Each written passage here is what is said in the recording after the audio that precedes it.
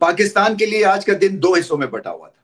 एक तो पहली इनिंग्स का दिन था, पहले घंटे की परफॉर्मेंस बहुत अच्छी थी, उसके बाद ऐसे लगा कि जैसे कि ब्रेन फेड है, मेंटल डिसइंटीग्रेशन है, किसी को पता ही नहीं करना क्या है। टेल एंडर्स भी ने फाइट नहीं की, डर डर के खेले, खौफजदा होके खेले। और सेट बैट्समैन बाबर आउट हुए, अच्छी बैटिंग की उन्होंने, रिजवान के साथ पार्टनरशिप अच्छी थी। रिजवान ने एक ऐसे मौके पे ऐसा शॉट खेल दिया कि जो वो भुलाना चाहेंगे। सो उस वक्त तो ऐसे लग रहा था कि फॉलो ऑन के बाद कि चलो जी आज ही शायद मैच कहीं खत्म ना हो जाए, क्योंकि वो जो एक आप बैगेज लेके उतरते हैं ना फील्ड में पहली इनिंग्स का, और लैक ऑफ परफॉर्मेंस का, क्योंकि बॉलिंग में भी लैक ऑफ परफॉर्मेंस थी, बैटिंग में भी पहले इनिंग्स में लैक ऑफ परफॉर्मेंस थी, इस सब को पीछे डाल के और एक नई बिगिनिंग करनी थी, जो कि बहुत ही मुश्किल काम होता है। और इसलिए भी कि जब आपका जो कप्तान है वो फॉर्म में ना हो। मगर सब चीजें ठीक हुई, फाइट बैक दिखी सेकंड इनिंग्स में, और क्या जबरदस्त ओपनिंग पार्टनरशिप थी।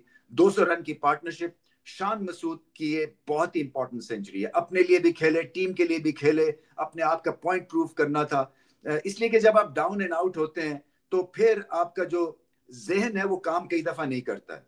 तो यहाँ पे जहनी एतबार से अपने आप को उठाना था, टेक्निकल एतबार से उठाना था। ऑफ साइड पे बहुत अच्छा खेले, बैलेंस बहुत अच्छा था, और ये सेंचुरी उनको बहुत देर तक याद रहेगी, क्योंकि क्रंच मोमेंट के ऊपर जबकि लीडरशिप डिमांड कर रही थी कि ये स्कोर करें, तो वो इन्होंने स्कोर किया। और होता क्या है कि जब आपका कप्तान फॉर्म में ऐसे आ जाता है तो फिर डगआउट में जाके वो आंखों में आंखें डाल के बात भी कर सकता है प्लेयर्स के साथ, वो उसकी इज्जत भी बढ़ जाती है, फिर वो उनके इंस्ट्रक्शंस भी ज्यादा सुनी जाती हैं। और आपने माहौल देखा, वो जो 200 रन की ओपनिंग पार्टनरशिप लगाई बाबर आजम और शान मसूद ने, उसके बाद माहौल डगआउट का बदल गया।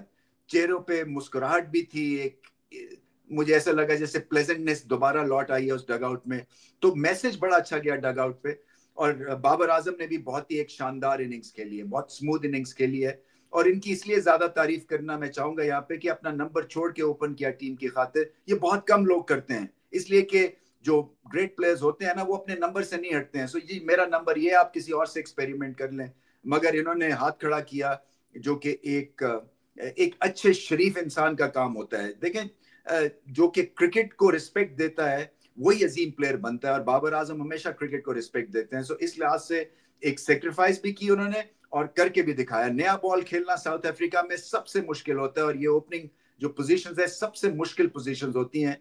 और कुछ खास इतनी फॉर्म नहीं थी, बट अब 3 इनिंग्स में 3 इकट्ठे 50 कर दिए हैं। तो ये इनको इसमें हौसला भी मिलेगा, हिम्मत भी मिलेगा। 20 रन और कर लेते तो सेंचुरी भी कर देते। बट एनीवे, इस वक्त कहानी पाकिस्तान ने बना ली है, और कुछ मिरेकल अगर हो जाता है, कल अच्छा खेल जाते हैं, तो कहीं ना कहीं जाके साउथ अफ्रीका को लास्ट इनिंग्स में अगर ये कुछ रन्स करने पड़ जाते हैं, कोई 150 के करीब भी, तो ये मुकाबला बहुत ही ज्यादा दिलचस्प हो जाएगा, क्योंकि ये अभी भी बैटेबल पिच है। खासतौर पे जो तीसरे दिन थी, ये पिच ने कुछ नहीं किया। जिस तरह से बैटिंग की बाबर और शान ने, पता यही चलता था कि ये पिच जो है, अगर आप मेरिट पे बॉल को खेलें और सिचुएशन से घबराएं ना, तो आप रन्स कर सकते हैं, और रन्स किए। सो अब हर एक के पास टेम्पलेट है, एक फॉर्म दे दिया है बाबर आजम और शान मसूद ने, और इसी को अब आगे लेके जाना है। शान मसूद ने नॉट आउट है, सो इससे बहुत ज्यादा हौसला मिलेगा, क्योंकि सेट बैट्समैन के साथ अगर आप चौथा दिन का आगाज करते हैं तो उससे बहुत आपको एक हेड स्टार्ट मिलता है। साउथ अफ्रीका समझ रहे थे कि क्योंकि पहली इनिंग्स में फारिग हो गया पाकिस्तान, तो एक मेंटल डिसइंटीग्रेशन होगी, टूट फूट हुई होगी, और ये खुद ही आउट हो जाएंगे।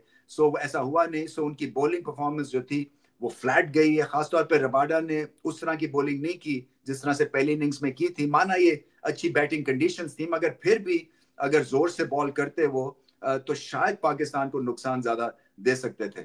मैं समझता हूं जो लेफ्ट आर्म स्पिनर हैं केशव, वो ज्यादा प्रॉब्लम पाकिस्तान को दे सकते हैं, क्योंकि टॉप जो है वो थोड़ा सा हिल रहा है, मगर उन्होंने भी तेज तेज गेंद नहीं किए हैं। हालांकि थोड़ी सी स्पीड उनको बॉल पे रखनी है, ये स्लो पिच है, सो गेंद ट्रेवल नहीं करता, और फ्लाइट के साथ स्पिन भी पकड़ी जाती है। बट एनीवे, इससे पाकिस्तान को प्रॉब्लम नहीं है। प्रॉब्लम साउथ अफ्रीका के पास है। पाकिस्तान के पास अब सिर्फ बड़ी सिंपल है कि इसी तरह से बैटिंग करें और एक मिरेकल का इंतजार करें। जब आप हिम्मत करते हैं, हौसले से खेलते हैं, तो फिर मिरेकल्स भी हो जाते हैं। सो चौथा दिन इंटरेस्टिंग, पांचवा दिन भी इंटरेस्टिंग है। बहुत इंटरेस्टिंग ये टेस्ट मैच होने वाला है।